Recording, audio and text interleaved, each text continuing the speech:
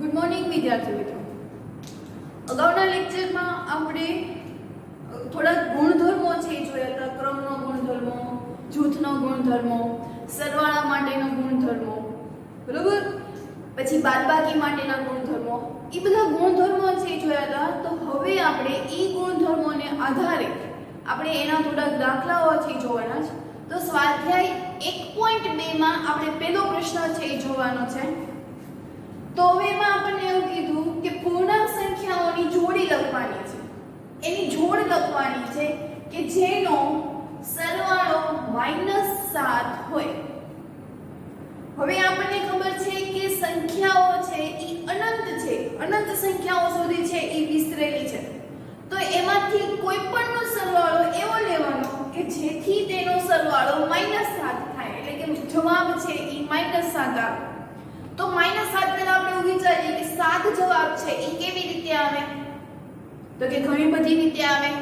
ઉદાહરણ તરીકે તો કે 6 + 1 એટલે 7 થવાનું, 5 + 2 તો પણ 7 થાય, 4 + 3 તો પણ 7 થાય. આપણે ફક્ત સરવાળો જ તે કરવાનો છે. તો સરવાળો કરવાથી જવાબ 7 આવે એવી કઈ કઈ જોડ છે? તો એવી ઘણી બધી જોડ છે. જેમ કે અહીંયા લખીએ આપણે કે 6 + 1 કરું તો પણ જવાબ છે એ 7 આવે, 2 + 5 કરીશ તો પણ જવાબ 7 આવે, 3 + 4 કરીશ તો પણ જવાબ છે એ 7 આવશે. હવે તો 5 + 2 એટલે આ જ થયું ને. અહીંયા હું એવું લખું કે 5 + 2 તો 5 ને 2 7. તો આ અને આ એ બંને સરખા જ થયા, ખાલી ક્રમને છે ઉલટાયો છે. આપણે ક્રમનો ગુણધર્મો જોઈ ગયા. કયો જોયો? તો કે આપણે ક્રમનો ગુણધર્મ શું જોયો તો કે a + b કોઈ પણનો સરવાળો તમે કરશો તો એનો જવાબ છે એ b + a બરાબર જેટલો હોય. એટલે કે ખાલી ક્રમ છે એ ઉલટાયો. 2 + 5 કરું કે 5 + 2 કરું, તમે જો બંનેમાં જવાબ છે એ કેવો આવે છે? તો કે 7. પણ હવે અહીંયા આપણે -7 છે એ જોવે છે. આ બધા છે એ ધન પૂર્ણાંક છે. આપણે જવાબ છે એ ઋણ પૂર્ણાંકમાં જોવે છે. તો શું કરશું ઋણ પૂર્ણાંક માટે? તો કે -6 - 1 -6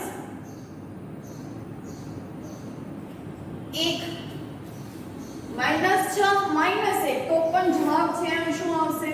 તો કે -7. અહીંયા મેં જો ખાલી નિશાની છે એ બદલી નાખી, કારણ કે જવાબ છે મને ઋણ પૂર્ણાંકમાં જોતું હતું. ઋણ પૂર્ણાંક ક્યારે જ આવે કે જ્યારે બંનેનો હું સરવાળો કરીશ. તમે જુઓ માઈનસ માઈનસ પ્લસ, આ બંનેનો શું કરવાનો? સરવાળો. એનો જવાબ મોટું પદ એટલે અહીંયા માઈનસ સેટ છે એટલે -7. અથવા તો આવી રીતે પણ લખી શકાય કે -6 + -1. આપણે અહીંયા સરવાળો કરવાનો છે તે નિશાની છે એ સરવાળાની આવી જોઈએ. એટલે કે -6 + -1 એટલે એનો જવાબ છે એ -7 આવે. કેવી રીતે? તો અહીંયા તમે જુઓ -6 + વિરુદ્ધ નિશાની છે, બે સરખી નિશાની નથી. જો સરખી નિશાની હોય તો જ તે આપણે એનો પ્લસ, આપણે નિશાની શીખ્યા હતા minus minus plus plus plus plus minus plus બંને વિરુદ્ધ નિશાની છે એટલે માઈનસ થશે. પછી પ્લસ માઈનસ હોય કે માઈનસ પ્લસ હોય, જ્યારે બે વિરુદ્ધ નિશાની હોય ત્યારે બાદબાકી થાય એટલે કે પ્લસ માઈનસ -1. તો તમે જો માઈનસ માઈનસ પાછી સરખી નિશાની થયા એટલે આપણે સરવાળો કરવો પડશે. તો 6 ને 1 7, મોટું પદ માઈનસ છે એટલે કે -7. બરોબર. આપણે આ પહેલા માટેની વાત કરી. બીજા માટે મારે લખવું હોય તો આપણે શું લખવાય? તો કે -2 + -5 માઈનસ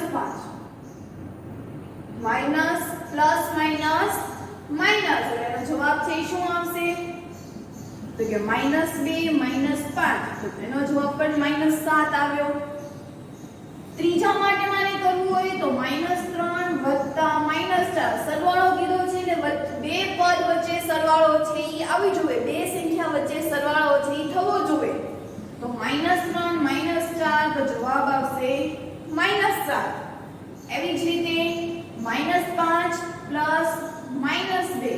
તો માઈનસ પ્લસ માઈનસ એટલે માઈનસ નિશાની -5 એમ ને. તો અહીંયા પણ જવાબ છે -7 આવ્યું. મોટું પદ 2 છે.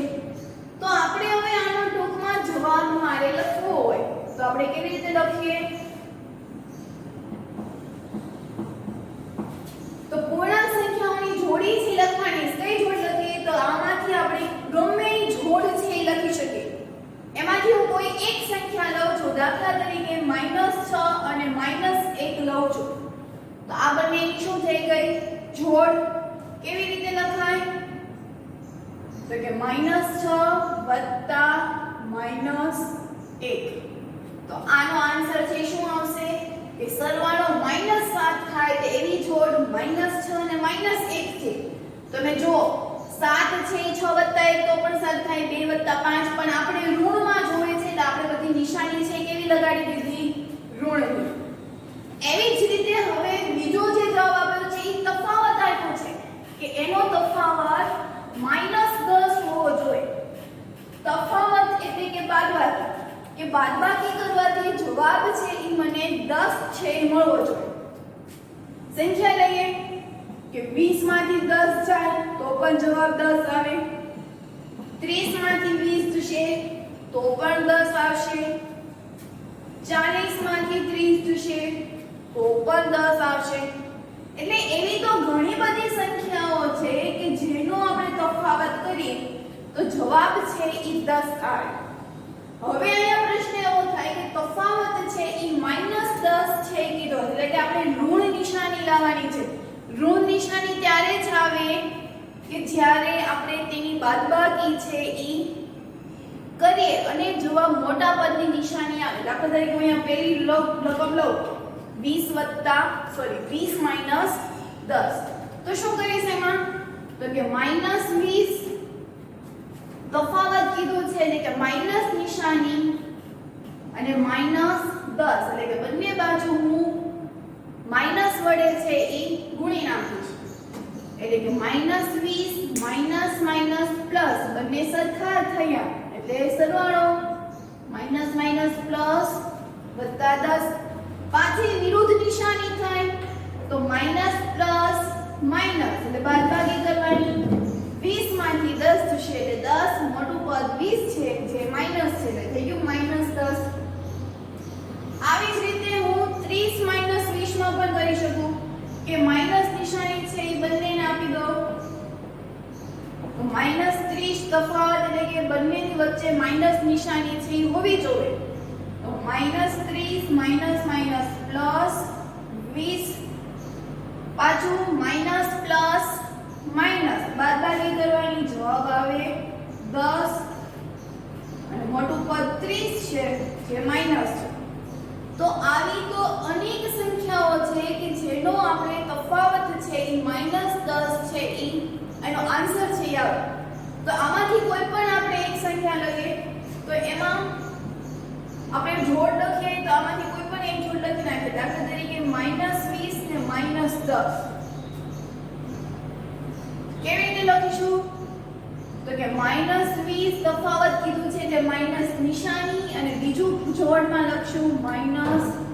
તો આ એની એક જોડ. એના પછી સરવાળો છે એ 0 થાય. હવે સરવાળો છે એ 0 ક્યારે થશે? કે કોઈ એક સંખ્યા છે એના જ વિરોધની કોઈ બીજી સંખ્યા હશે ત્યારે એનો જવાબ છે એ 0 આવશે. દાખલા તરીકે કોઈ 9 છે એ 0 લાવવા માટે મારે કઈ સંખ્યા વડે કરવું પડશે? તો આની 8 સંખ્યામાંથી મારે 9 છે એ બાદ કરવા પડશે તો જ તે 0 છે એ આવે. 10 લીધા હોય તો એ 10 માંથી મારે 10 જ તે છે એ બાદ કરવા પડે તો જ તે 0 આવે. એટલે કે જે સંખ્યા આપણે લઈએ છીએ એ જ સંખ્યા આપણે બાદ કરીએ તો જવાબ છે એ 0 આવે. તો એવી તો ગમે એવી સંખ્યા છે એમાંથી આપણે ઉદાહરણ લખી લઈએ તો કે 9 અને -9 સરખી સંખ્યા હોવી જોઈએ પણ વિરુદ્ધ નિશાની હોવી જોઈએ. એક પ્લસ હોય તો બીજું છે એ માઈનસ હોય તો જ તેનો જવાબ છે એ 0 આવશે. તો આને લખશું કેમ? તો કે 9 માઈનસ 9 સરવાળો કરવાનું કીધું છે એટલે વચ્ચે સરવાળાની નિશાની અને 2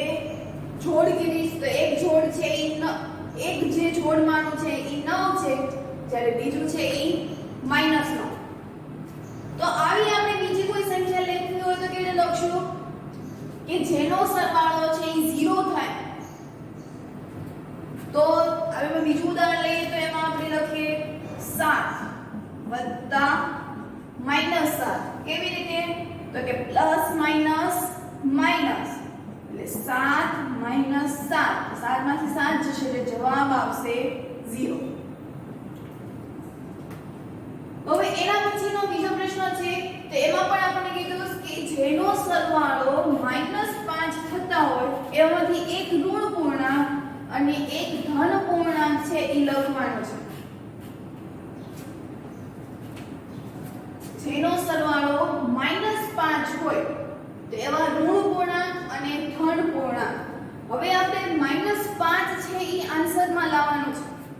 એમાંથી આપણે એક જે લખીએ જોડમાં એ ઋણ પૂર્ણાંક છે અને બીજું જે હશે એ ધન પૂર્ણાંક હશે.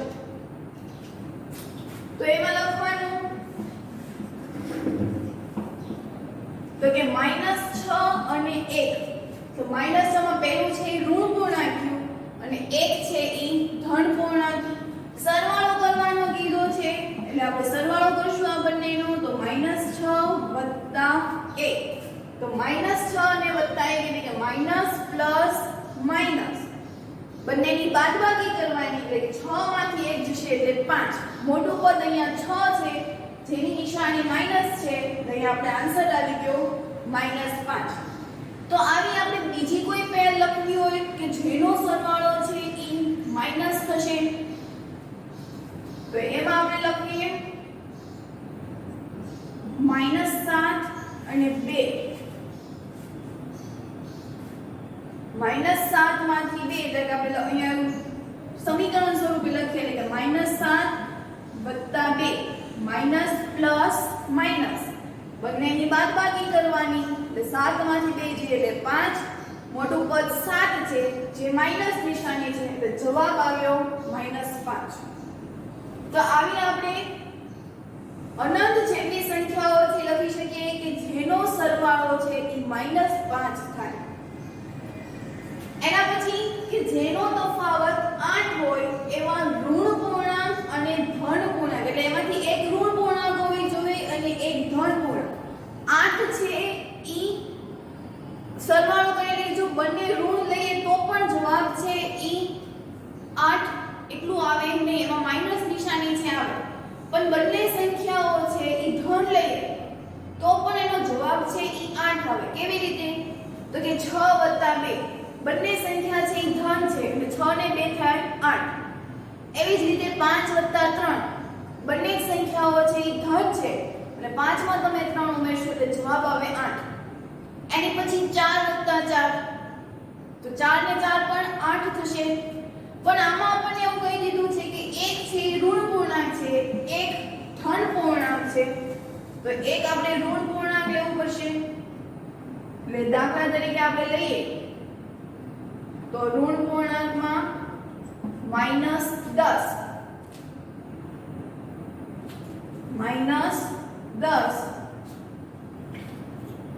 અને બીજી જે પેર લખશું એ આપણે લખી નાખ્યું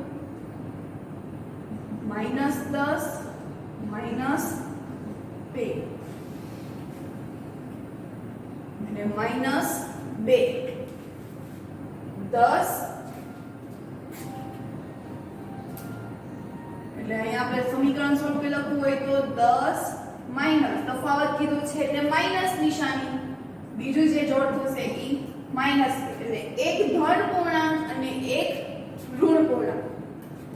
એવી જ રીતે આપણે કોઈ બીજી પેર લખવી હોય તો કે જેનો જવાબ છે ઈ 8 આવે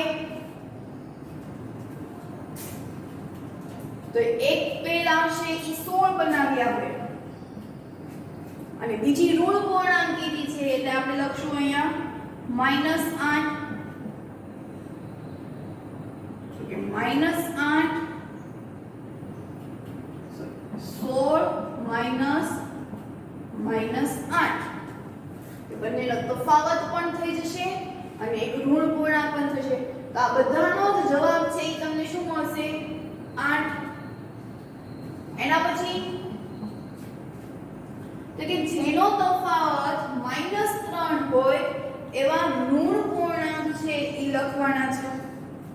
એમાંથી એક ઋણ પૂર્ણાંક હોય અને એક ધન પૂર્ણાંક હોય. તો ત્રણ પણ ઘણી બધી રીતે છે, પણ આપણે તફાવત છે કરવાનો. તફાવત એટલે કે બાદબાકી. જેની બાદબાકી કરવાથી જવાબ છે એ -3 આવે એવી સંખ્યાઓ જે લખવાની છે. તો એમાં એક છે કે -7 અને 4. સમીકરણ સ્વરૂપે લખીએ તો -7 -4.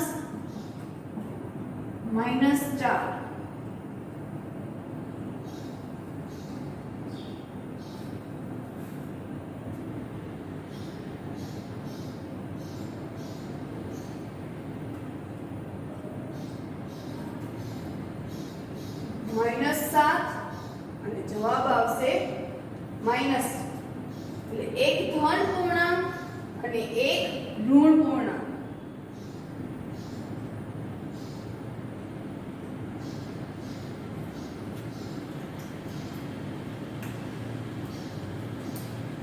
એના પછી આપણે લખ્યું હોય તો જેનો જવાબ છે એ -3 આવે એવી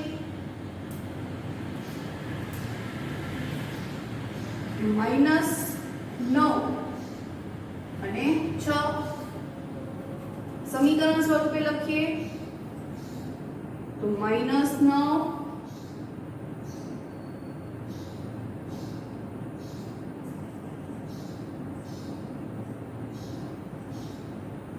6 બંને માઈનસ.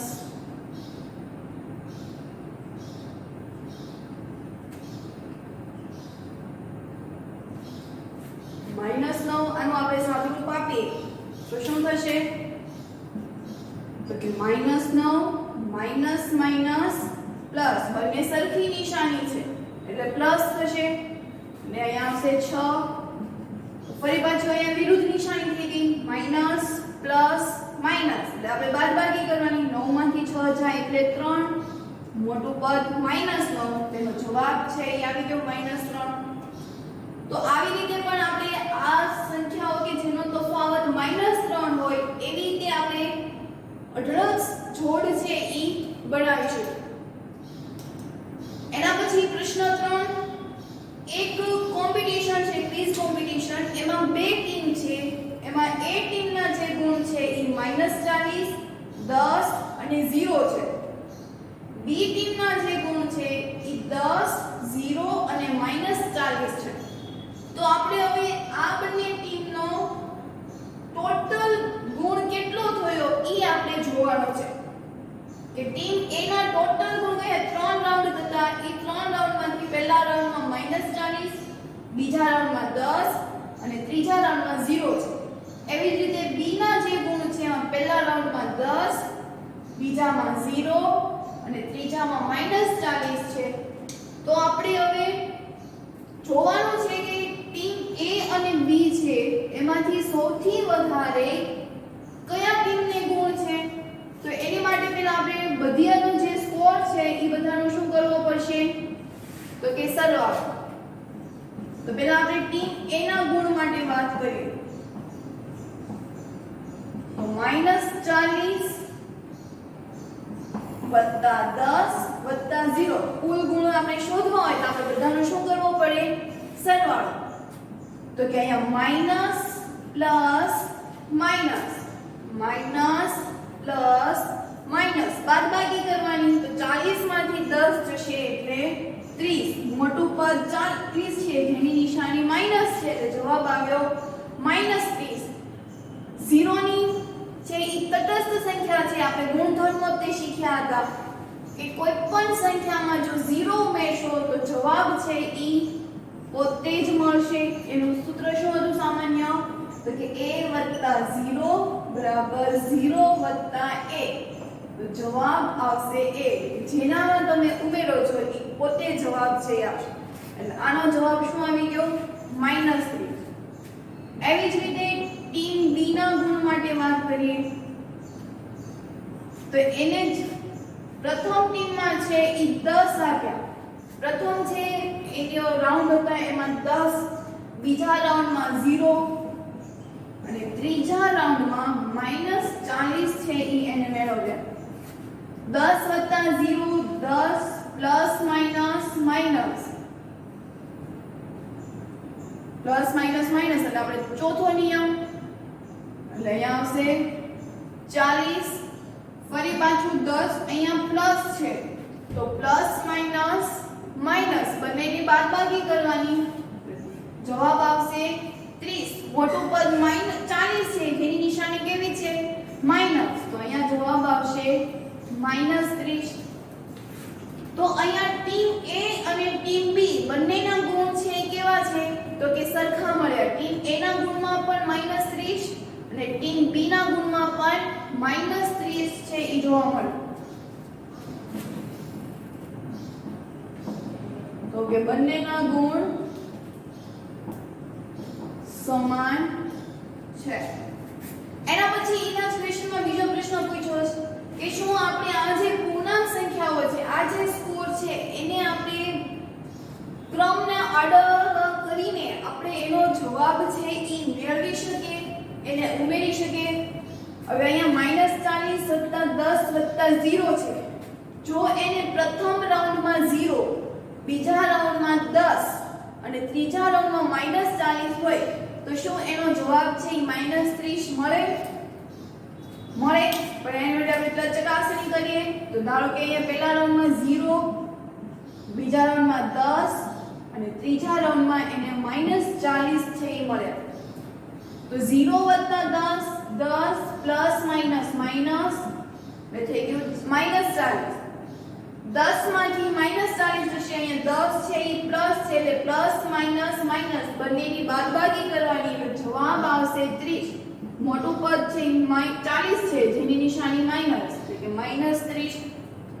એટલે કે ક્રમની આપણે અદલાબદલી કરીએ છીએ તો પણ જવાબ છે ઈ સરખો જ આવે છે. એટલે કે આમાં એવું કીધું કે શું આપણે પૂર્ણાંક સંખ્યાને કોઈ પણ ક્રમમાં ઉમેરી શકીએ તો કે હા, કારણ કે બંનેનો જવાબ છે ઈ શું આવે છે તો કે સરખો જ આવે છે.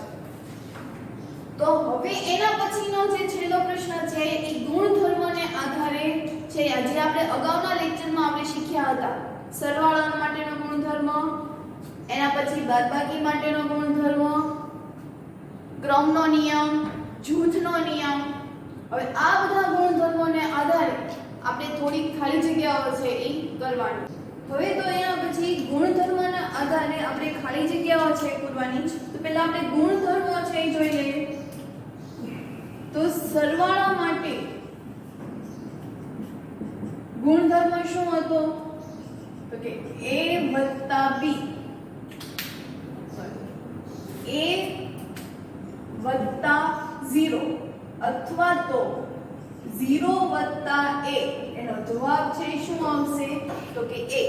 એટલે કે આ સરવાળા માટેનો ગુણધર્મ હતો. આપણે એમ સરવાળાનું તટસ્થ સંખ્યા આપણે પૂછીએ તો તટસ્થ સંખ્યા એટલે શું 0. જેવી રીતે ગુણાકારમાં જે કોઈ સંખ્યાને 1 વડે ગુણીએ અને ઈની જવાબ આવે તો આપણે ઈ જે સંખ્યા વડે ગુણીએ તો એને આપણે તટસ્થ સંખ્યા છે એ કહીએ. આમ સરવાળા માટેનું તટસ્થ સંખ્યા 0 કે કોઈ પણ સંખ્યામાં 0 ઉમેરીએ તો એનામાં કોઈ ફેર પડે નહીં. ગુણાકાર માટેની વાત કરીએ તો ગુણાકારનો તટસ્થ સંખ્યા એટલે a. દાખલા તરીકે 3 ને હું 1 વડે ગુણીશ તો જવાબ છે એ પોતે જ મળશે. માટે એને ગુણાકારનો તટસ્થ સંખ્યા છે એ કહે.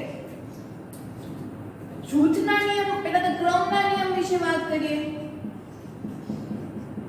ક્રમનો નિયમ તો કે a + b = b + a. ઉદાહરણ આપણે સમજ્યા હતા ત્યારે 3 + 4 અથવા તો 4 + 3 બંનેનો જવાબ છે શું આવશે 7. આપણે ક્રમની ખાલી અદલાબદલી થી કરીએ કે a + b = b + a. ક્રમનો જૂથનો નિયમની હવે વાત કરીએ.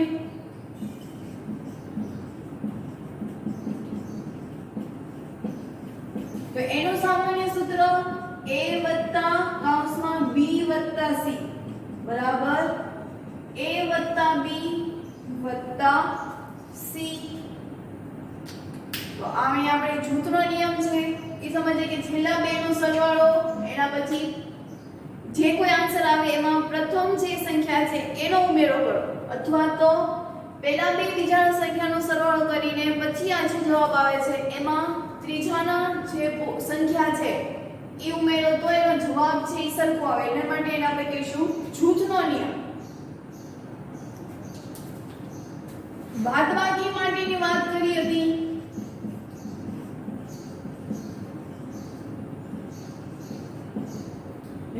a - b એનો જવાબ છે હંમેશા આપણને પૂર્ણાંક સંખ્યામાં છે એ મળે છે. એવી જ રીતે સરવાળા માટેની વાત કરી હતી. તો સરવાળો આપણે કોઈ પણ સંખ્યાનો કરીએ તો એનો જવાબ પણ આપણને પૂર્ણાંક સંખ્યામાં છે મળે. મતલબ કે આપણે આ બધા જ ગુણધર્મો વિશે છે ઈ ભણી ગયા છે. તો હવે આ ગુણધર્મોને આધારે આપણે એનો જવાબ છે એ શું આવશે, કયા ગુણધર્મોનો આપણે ઉપયોગ કર્યો તો એના વિશે આપણે વાત કરવાની છે. તો પહેલો જે દાખલો છે એમાં -5 વત્તા -8 છે બરાબર કરીને -8 વત્તા ખાલી જગ્યા એવું કીધું છે. એટલે તમે અહીંયા આપણે જવાબમાં શું લખવું પડે તો કે જો અહીંયા -8 છે ઈ સરવાળા પછી એટલે કે ઈ બીજા પદમાં છે આવ્યું હતું, પણ હવે આપણે એનો સરવાળો છે એટલે કે કયા ગુણધર્મનો ઉપયોગ કર્યો તો કે અહીંયા ક્રમનો ગુણધર્મ છે એ ઉપયોગ કર્યો. અહીંયા આ a આવી ગયું અને આ -8 છે ઈ b છે, તો બરાબર કરીને હું b a એટલે તમે અહીંયા જુઓ a b બરાબર b a છે. a b બરાબર b a એ તમારો અહીંયા આન્સર શું આવશે તો કે -5. જવાબમાં લખશું -5. કયા ગુણધર્મનો ઉપયોગ કર્યો તો કે ક્રમનો નિયમ. ક્રમના ગુણધર્મનો આપણે ઉપયોગ કર્યો. એના પછી -53 વત્તા ખાલી જગ્યા એટલે -53 અહીંયા a વત્તાની નિશાની ખાલી જગ્યા બરાબર કરીને જવાબ છે એ પોતે જ આવે છે. એટલે કયો થયો અહીંયા તો કે a + 0 બરાબર 0 + a. જવાબ છે એ શું આવે છે a પોતે. તો a વત્તા અહીંયા શું મૂકશું તો જવાબ છે એ પોતે આવશે. તો કે 0 મૂકવાથી આપણને જવાબ છે એ પોતે જ સંખ્યા છે એ મળે છે. એટલે અહીંયા સરવાળા માટેનો તટસ્થ નિયમનો ઉપયોગ કર્યો આપણે.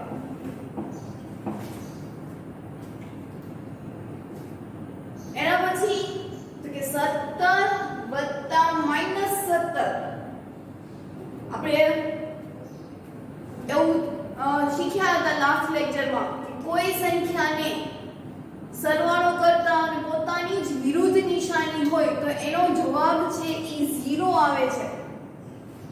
સમજીએ આ દાખલાને તો કે 17 minus plus minus minus plus minus એટલે 17 માંથી 17 જવાબ આવશે એટલે 0.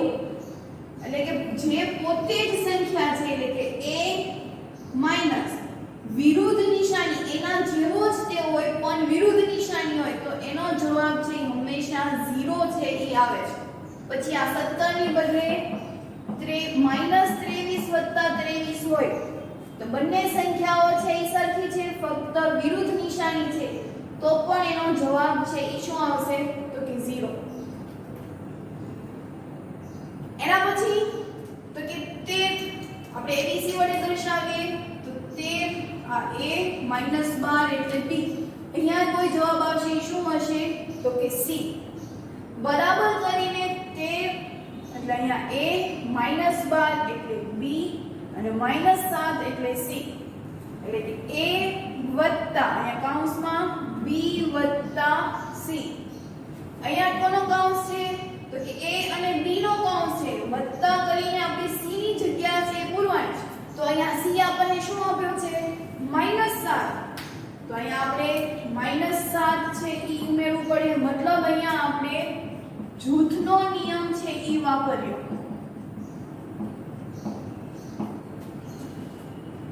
જૂથના નિયમમાં જ પેલા જો આપણે a વત્તા b કર્યું હતું બરાબર કરીને b વત્તા c કર્યું. આમાં c આપણે ઉમેરવાનો હતો તો અહીંયા આપણને c ની વેલ્યુ છે આપી દીધી હતી -7 તો એ આપણે ડાબી બાજુ છે c ની વેલ્યુ સરખી જ હોય અને a વત્તા b વત્તા c એટલે કે અહીંયા આપણે જે કોઈ કિંમત આપીએ છીએ બંને બાજુ સરખી જ છે ફક્ત આપણે એના જૂથ છે એ બદલાયો. એના પછી છે તો -4 વત્તા 15 વત્તા -3 એટલે -4 એટલે અહીંયા આવી જશે a b 15 વત્તા -3 એટલે c. તો અહીંયા પણ જૂથના નિયમનો જ તે ઉપયોગ થયો કે a વત્તા b વત્તા c. અહીંયા b વત્તા c પછી આપણે a માં મૂકવાનું હતું અને અહીંયા a વત્તા b જેનો આન્સર આવે એમાં c છે એ એડ કરવાના હતા. તો અહીંયા આપણે c ની વેલ્યુ શું આવશે તો કે -3. અહીંયા પણ આપણે જૂથનો નિયમ છે એ વાપરીએ. તો આવી રીતે આપણે જૂથ ગુણધર્મનો ઉપયોગ કરીને આવી ખાલી જગ્યાઓ છે હોમવર્કમાં કરવાની છે. તો અહીંયા આપણે આજનો લેક્ચર પૂર્ણ કરીએ.